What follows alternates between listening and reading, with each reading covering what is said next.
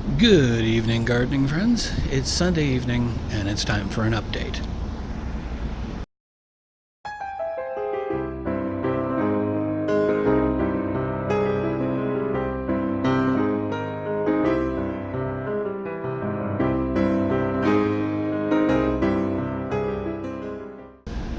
Once again, this week there hasn't been a whole lot of change going on, but let's go around and see what has changed.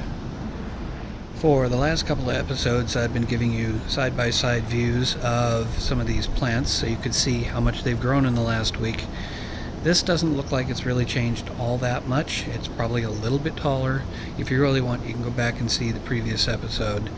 It just turns out that it takes me a bit more work to actually do the side-by-sides. I will say though that this tree is really coming along nicely. I don't think it's worth another side-by-side, but I'm really happy with how it's working out. I can see new branches starting coming up the center and branching off. I can see the leaves are definitely getting bigger, so this has me really happy. The only thing is I'm kind of wondering, if you kind of look at the stem as it comes up, there's a branch there that would ultimately form some sort of crotch if this tree turned into a full-blown tree.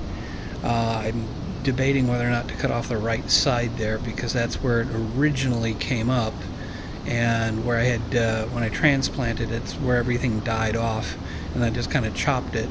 But at this point I think it would be healthier for the tree if I cut it down near the crotch the way you would cut a branch, just to push the energy into the remaining branch, the remaining leader, which is doing that much better. Beyond that, I did do some straightening up of the nursery shelf and finally remembered to give some of those some water, something I've been negligent on and really need to do better on. Everything though that was healthy last week seems like it's still healthy this week.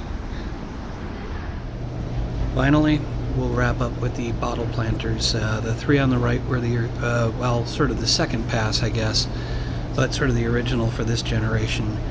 They are not getting necessarily that much taller, but they're still holding on.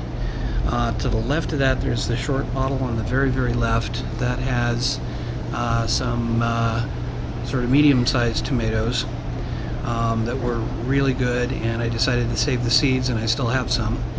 And those, I looked at them yesterday and they were just barely sprouting, and now they're that much bigger. One of the differences with that one is I took the bottle and I cut it down so it was two pieces so that I could retrieve them a little bit easier. If that turns out to be a major development, then I'll actually do a video showing how I did that. The one to the right of that is coleus, and you can't really see anything there, but there's two little seeds in there. I think I dropped 3 in. I see 2 that are just starting to sprout. The thing is, like I said, the tomatoes on the left, on the very, very left there, yesterday they were barely sprouted, and today all of a sudden they're getting bigger. So I'm happy to see that. I'm not sure what the difference is. They got more sun today or something, or they were just trying to develop and struggling, and then finally they hit their stride. So I'm hoping that the coleus will do the same thing, because that's one of the hardest seeds I've ever tried to grow. It just seems like if you don't treat it just perfectly, they don't really grow, and it's easier to go to the garden center and pick up the plants already grown. But in this case, it's the ease with which these are growing.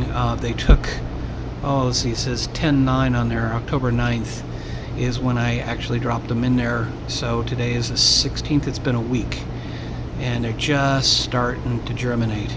So they're slow, but they're coming up, and they haven't required a whole lot of care. So I'm happy to see that, and we'll just keep following it and see what happens next week. So until then, this is the Budget Gardener signing off and saying, may your thumb be green.